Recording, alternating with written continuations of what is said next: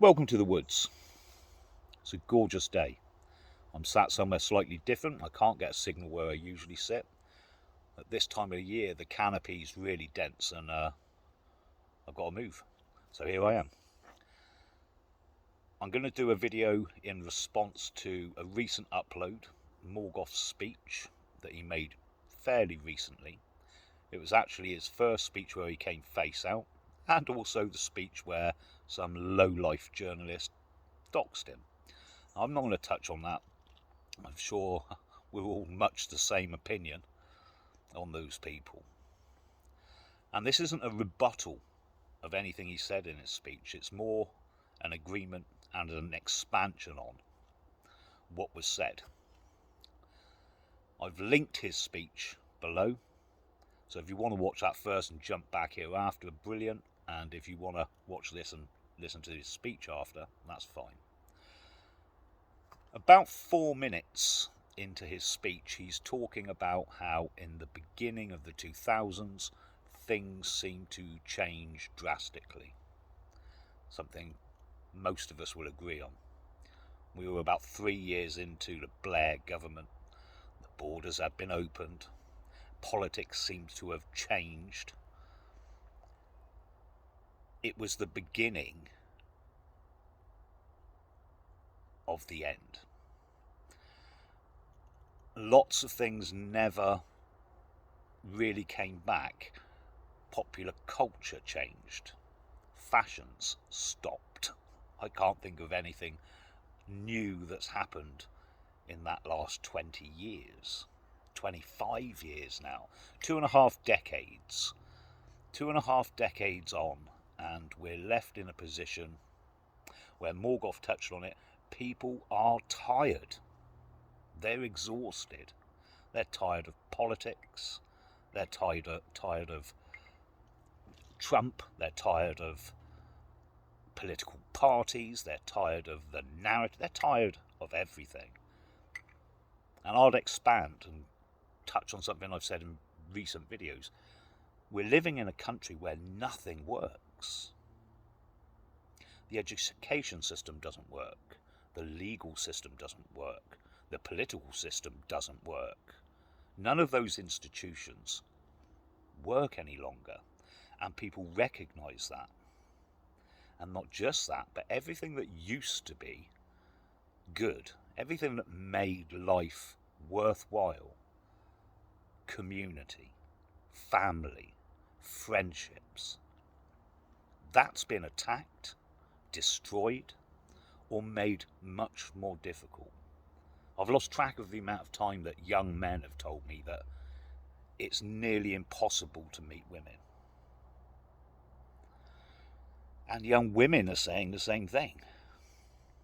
So to even find a partner is so much more difficult now than it was 25 years ago. And if you do find a partner and want to start a family, then that's frowned upon. That's odd. Everything is turned upside down, and it leaves people in a state of exhaustion. They're tired. All they do is go to work. They're working longer hours.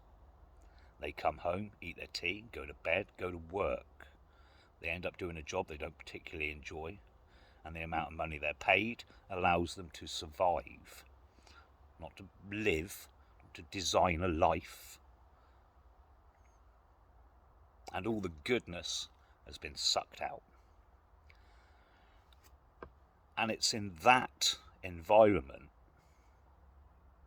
that more and more people are looking for answers. They're looking for a way out. And there has been, over the last 5 years, a huge amount of people that are looking at returning to the land, going off grid,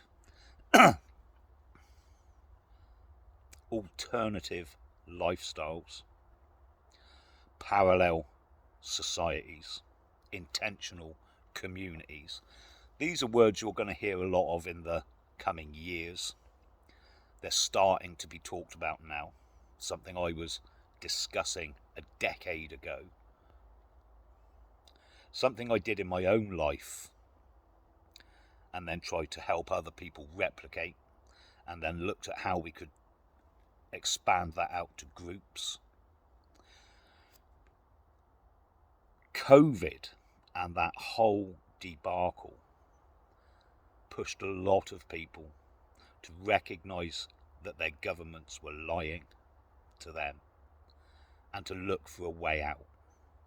Once the first domino falls, and then it's much easier for them to see how far their governments are willing to go. In order to escape that, people are looking at a simpler, more authentic lifestyle, getting back to community, back to building friendships, strong families. And these things are important because they are the foundation on which you can build parallel systems, parallel institutions that do work and work for the people. At the moment, I think everybody recognises that the institutions we've got are actively working against us. Morgoth then goes on to say in his speech that the issue with that and the problem with that is that the technocracy strikes back. That the very system itself will not allow the people to seek out and live a more authentic life. And he's right. The Woodlander Initiative in the UK, the Return to the Land movement in America, the Free Sweden movement, Orania in South Africa.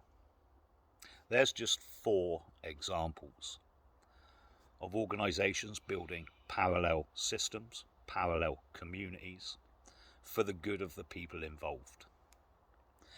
Every single one of them has been attacked by their governments in that country. Every single one of them has faced political pressures. None of them are doing anything wrong. None of them are doing anything illegal. And yet the system is absolutely terrified of those groups becoming successful, of people living a more authentic life where they're happy and harming no one else.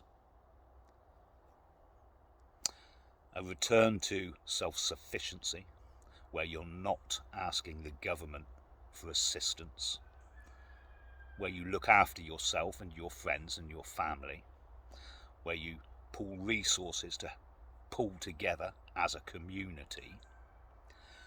That is something they do not want. That is a strength in the people they do not wish to see. And so they will use every method at their disposal to try and smear it, to try and stop it. And we've faced those problems. We've been called names. We've had hit pieces done in the media. We've faced problems such as debanking. All of these things are inconvenient, and I know that Return to the Land has just had huge media hit pieces against them, which stirs up animosity, which stirs up more trouble. These are things that are inconvenient, but we overcame them, and we move on, and we get bigger, and we get stronger, and we get more successful. Now, I don't expect for 1 minute that the attacks will stop.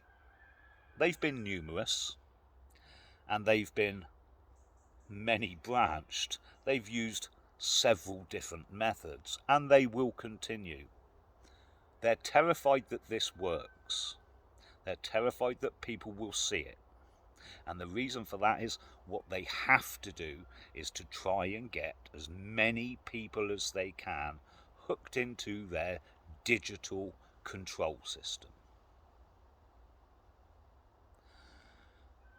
A control system that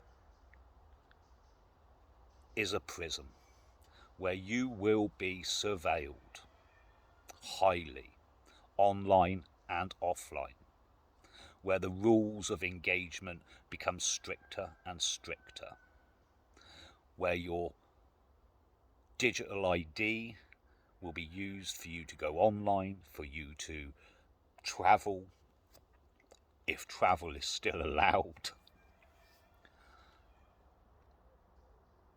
It's the only way that the system sees it being able to contain populations moving forward, is with harsher and stricter rules and regulations. Now it will try and sweeten the deal with comfort and convenience, something I've been banging on for the last year, just to try to get people to understand. We've always been bought off with comfort and convenience. It doesn't always end well. They'll continue. Morgoth in his speech talked about walking through an airport where his boarding pass was printed on an A4 piece of paper tucked in his arse pocket, and he's the only person with it on paper. Every single other person has it on their mobile phone. Why? It's easier. It's more convenient. Why would you bother printing it off? But it's a trick. That convenience is the trick, because more and more and more of your life will be digital. You will need your digital ID. You will need your digital wallet to put your digital payments into. When cash is gone, which we know is coming, a digital currency will have to be used. They can cut off your access to a digital currency anytime they see fit. Typed a hurty word on Facebook, being a bit derogatory about the government on X. No access. Limited access. Carbon credits are still being talked about now. The horrendous global warming that will burn us all to a crisp, which means that you can't have a car that uses a combustion engine. Instead, you will have to have some radio controlled contraption that can be switched off whenever they see fit. The future they want for you and for me is a highly surveilled digital world. It's completely fake. It's a dystopia we've seen time and time again. And yet we're sleepwalking into it because of convenience. There's going to come a time where people will have to make a choice. Now, listening to all that, you'll think that I'm saying that technology is evil and we must do away with all of it, and that's not what I'm saying. For those of you who watched any of my content, you'll understand that I live off-grid and I live an authentic, free life. But I use technology. The solar panels I use to build my own electricity network is technology. The inverter that goes from the batteries to the solar panels is technology. The mobile phone I'm using to record this video is technology. So I'm not adverse to using technology for my own means. I am adverse to the system using technology to curtail my freedom. At the point that starts, the technology has to go. So there's a fine line to be drawn. Use it when you can to your advantage and do away with it when it infringes upon your freedom.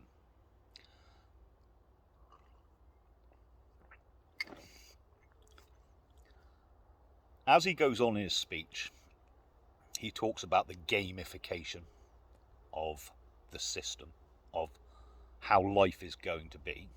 And he's right. As things become more digital and more people accept it because it's so convenient, life will become gamified. You will have to do certain things to get certain points, to move forward in your life. It's not really an existence that many people would like if it's pointed out to them in black and white, but it is one that is accepted drip by drip by drip. People are like water, and we will always take the path of least resistance. It's quite difficult to make decisions knowing that what you're going to do is make your life harder.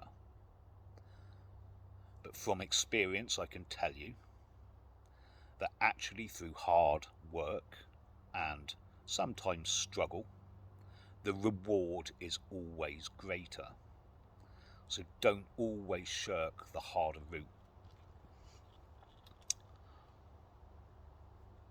These movements that are growing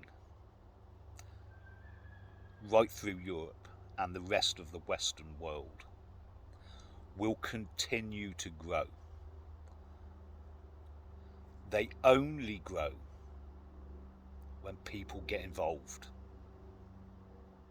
If we can understand now that politics is not going to be the answer, especially in the short term, look for things that offer you a pathway forward. The beauty of what we're doing is that it offers you opportunities and something you can use now, today, and lays a foundation for a whole society and systems for the future. That only happens when we start. Now, we've already started. If we want to grow, we need you to get involved. I'm absolutely positive that this is the way forward, and that as much as Morgoth has pointed out that the technocracy hits back, we can continue.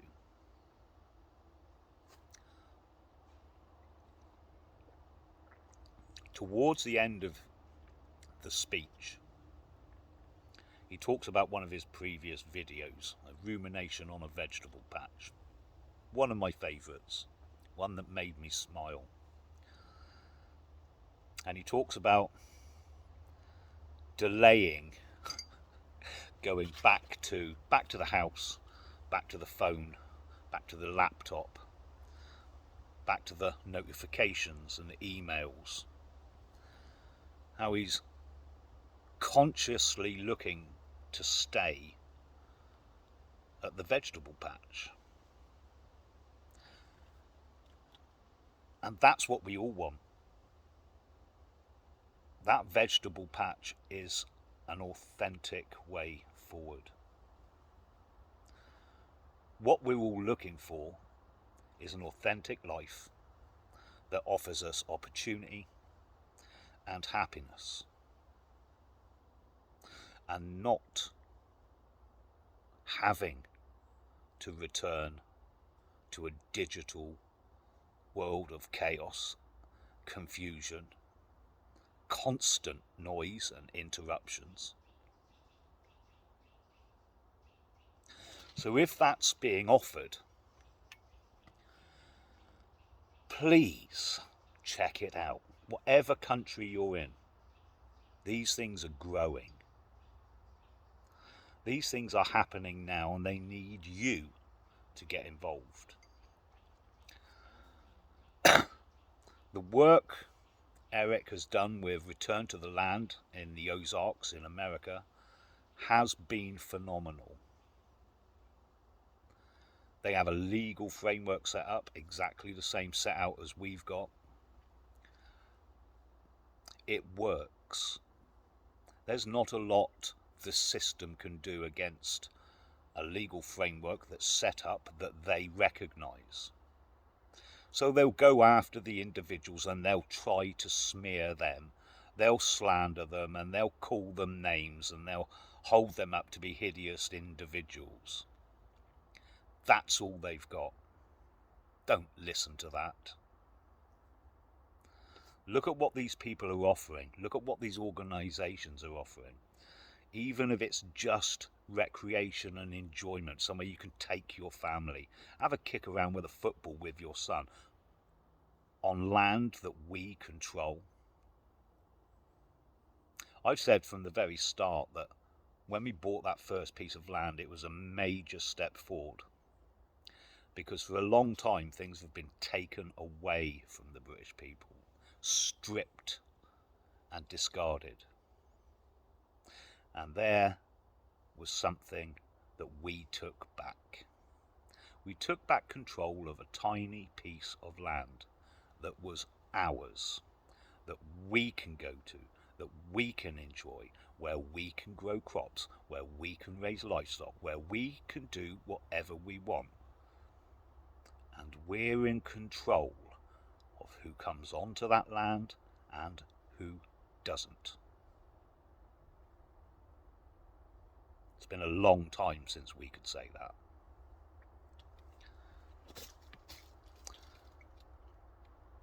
At the end of Morgoth's speech, he talks about a scene in Zulu where a young soldier turns to the sergeant major and says, "Why us? Why is it us that has to face this?" And the sergeant major tells him, "Because we're here."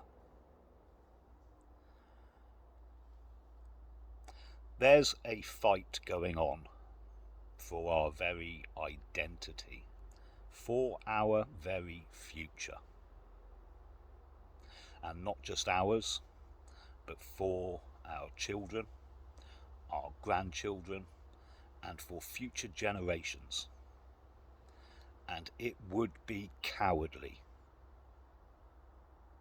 for you to try and leave that fight to them, for them to face. We are here at this point in time.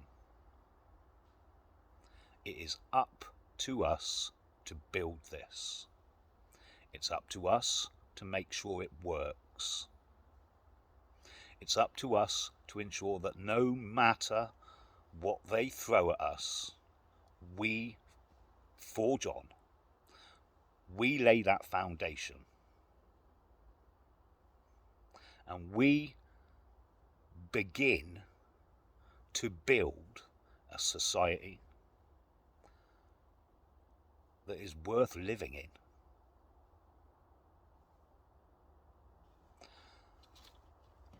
So a thank you to Morgoth for a great speech. He's right on what he said. There is a movement, a return to an authentic life.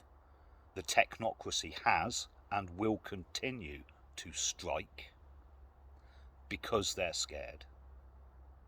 Because if this starts to become visible, when more people get involved and more people know, they're terrified that people would choose this instead of the digital dystopian hell that's on offer. Cheers, guys. I'll speak to you soon.